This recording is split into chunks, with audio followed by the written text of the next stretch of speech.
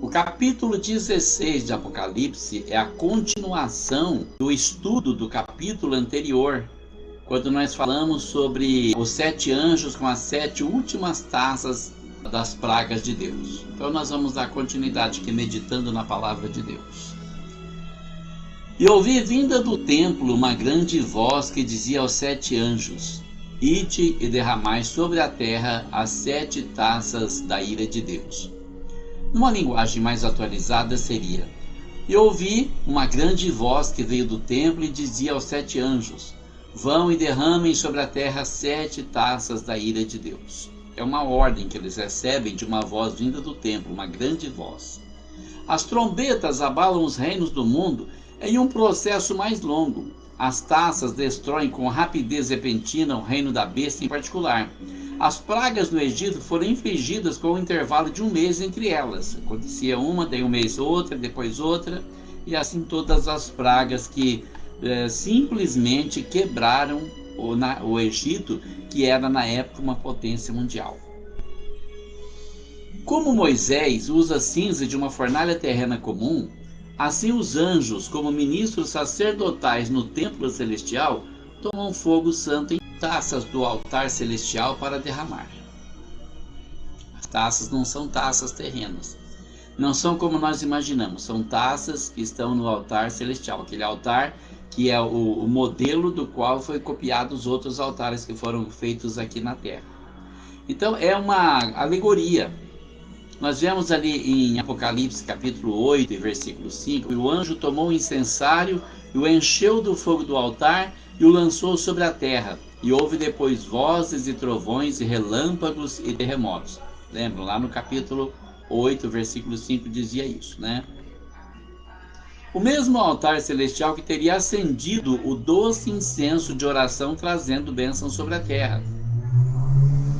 Pelo pecado do homem acende a maldição descendente de fogo, assim como o rio Nilo, que normalmente é a fonte da fertilidade do Egito, tornou-se sangue e uma maldição através do pecado do Egito, a praga das águas transformadas em sangue. Então, quando João diz que ouviu uma grande voz, é a voz de Deus, que vem lá do templo, que está no céu, aquele templo que também é um modelo, onde estão todas as coisas que foram copiadas aqui na terra para ser uma alegoria. Essas 7 taças, sendo chamadas as últimas taças, elas devem acontecer no período em que o poder da besta começa a declinar, começa a cair, começa a querer quebrar. De onde é feita a referência a todos eles para os adoradores da besta como os objetos dos juízos, perto do fim, ou seja, perto da vinda do Filho do Homem para julgar. Os 4 primeiros são distinguidos dos 3 últimos, assim como no caso dos 7 selos e das 7 trombetas. Então, os 4 primeiros anjos derramam sua taça, né? Eles são mais gerais, eles afetam a terra, o mar, as fontes, o sol, não apenas uma parte desses corpos naturais, como no caso das trombetas, mas de todos eles. Os últimos 3 são mais particulares, afetando o trono da besta, o rio Eufrates e a grande consumação. Alguns desses julgamentos específicos são detalhados do 17º ao 20º capítulo, que nós vamos estar acompanhando mais para frente, se Deus nos permitir. E foi o primeiro, e derramou sua taça sobre a terra, e fez uma chaga má e maligna nos homens que tinham o sinal da besta e que adoravam a sua imagem. Falando numa linguagem mais atual, então, foi o primeiro anjo e derramou sua taça sobre a terra.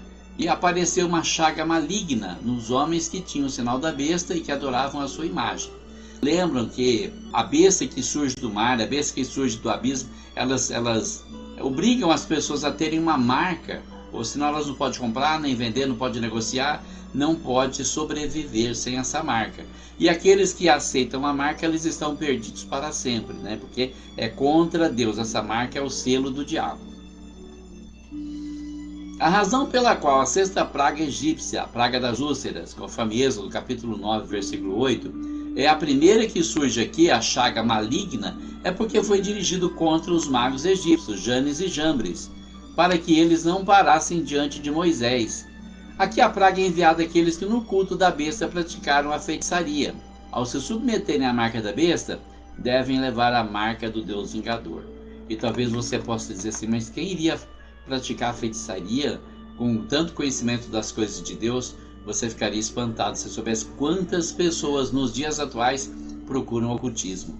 Principalmente a juventude está procurando demais o ocultismo, está deixando de lado o cristianismo tradicional, a Bíblia Sagrada, para procurar religiões africanas. São escolhas que as pessoas fazem. Acham que é mais conveniente e vão por esse caminho. Claro que terão que pagar um preço. Nada fica sem a sua devida consequência. Então, observa, quando diz assim, ó, os homens que tinham o sinal da besta.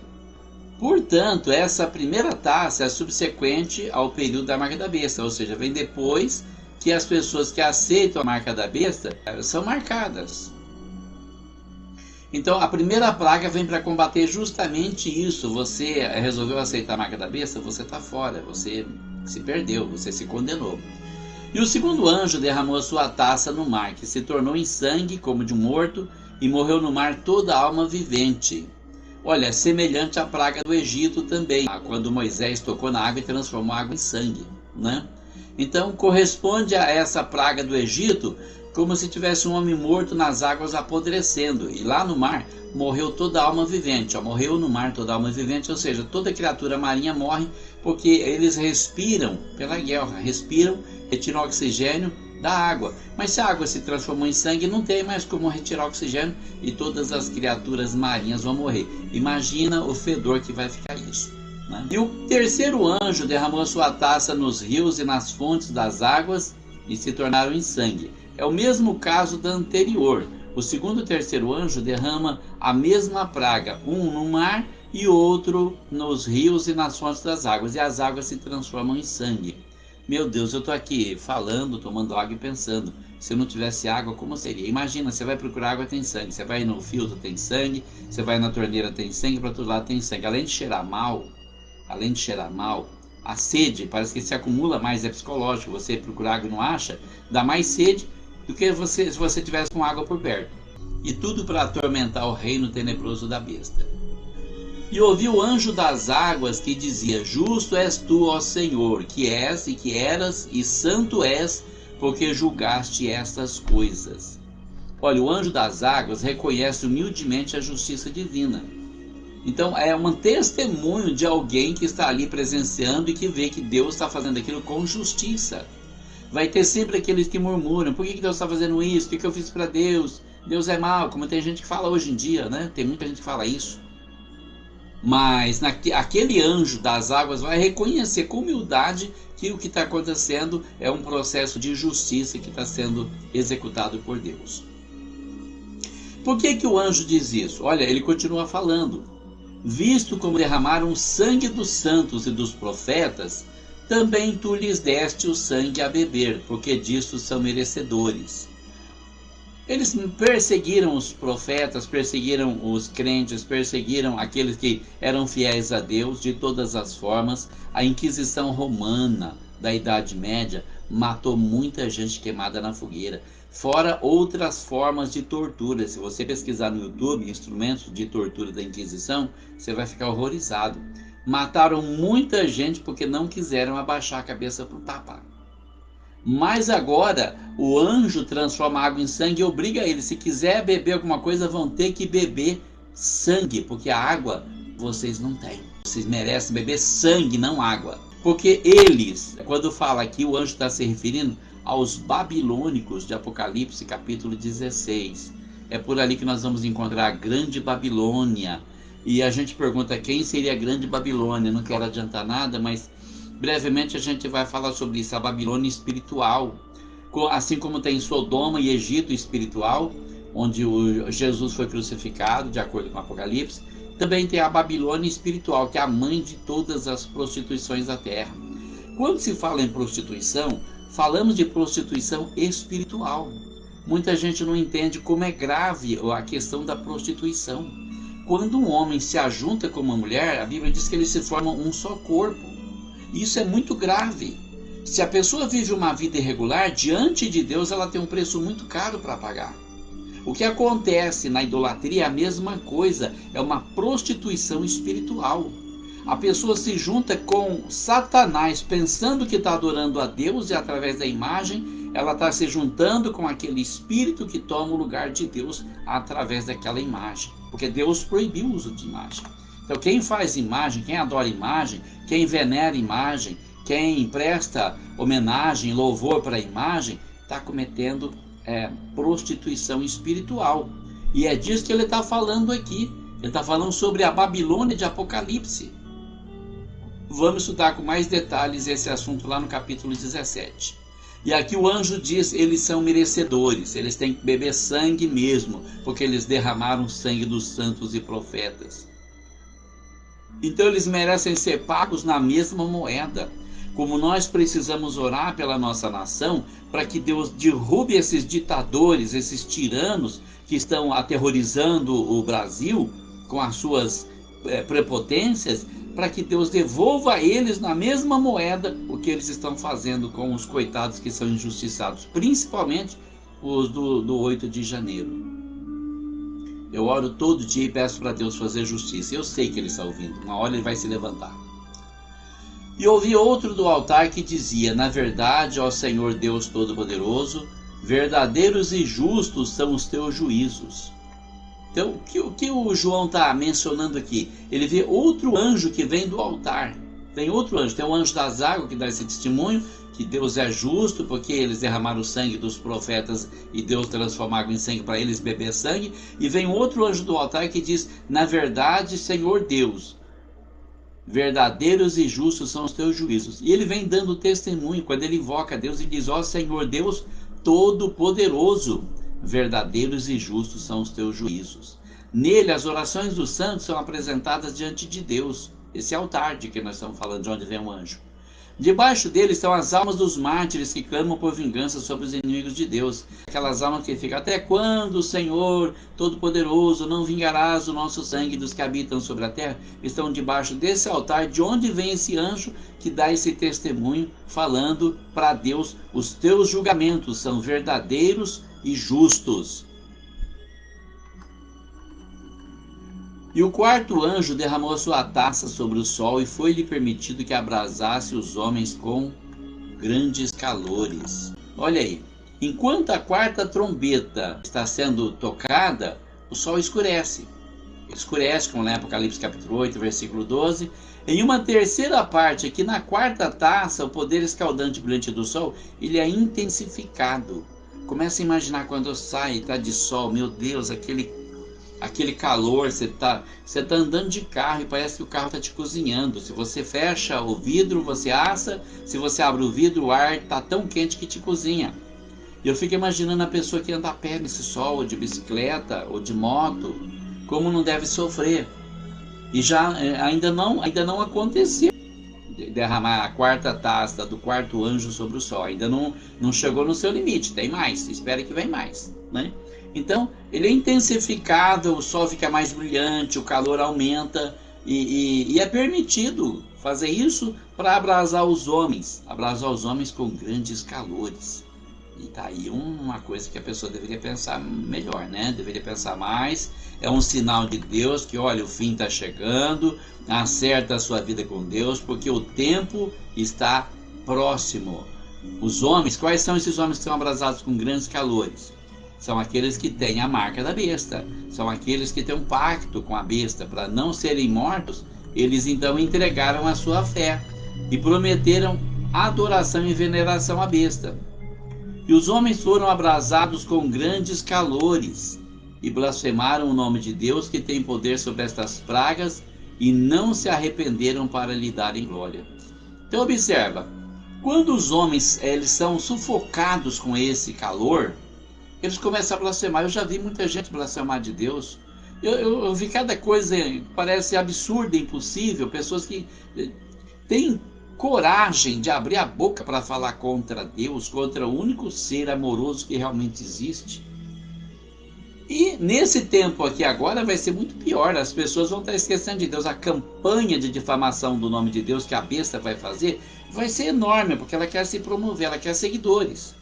E aí o que acontece? Os homens estarão propensos já a fazer isso. Já tem a marca da besta, já se afastaram de Deus. Não tem mais o Espírito Santo para convencer eles.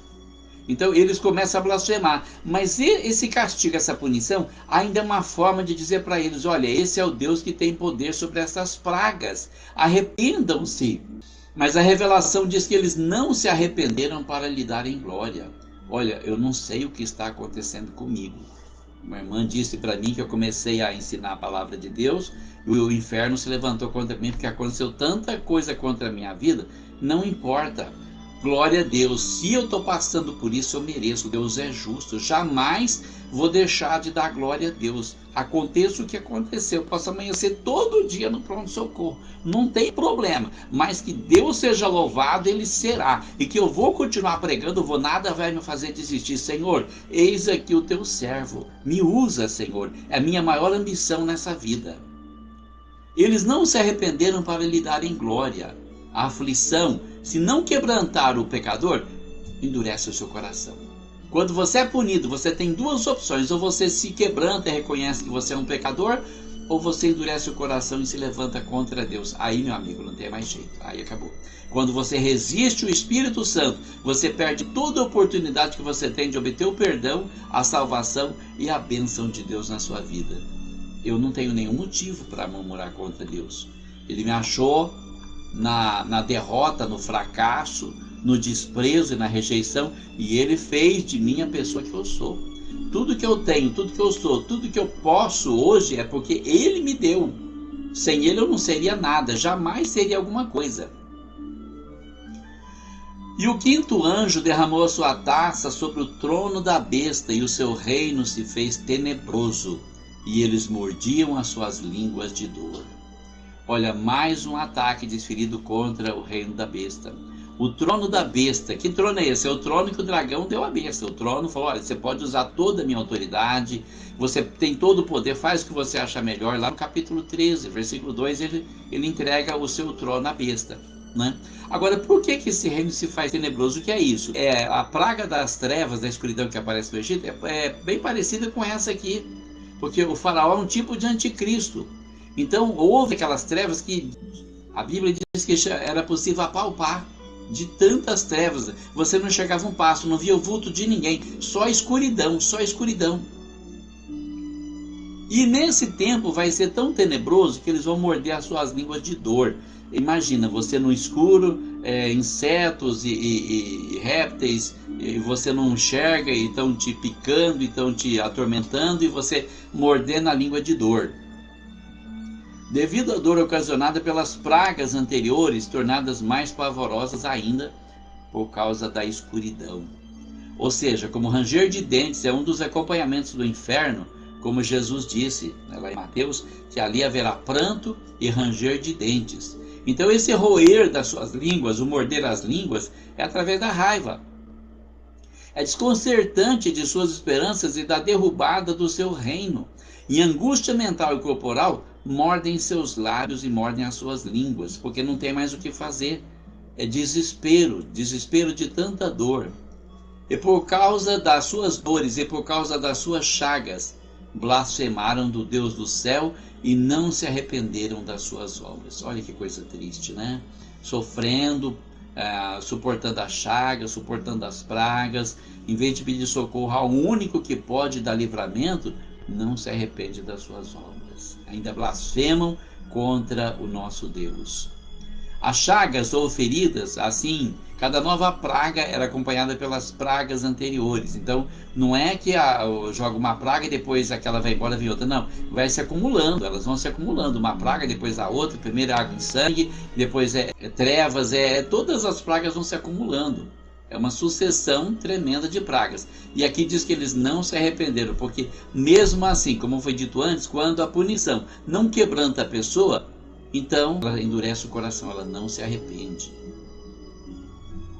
Nós estamos agora para entrar no versículo 12.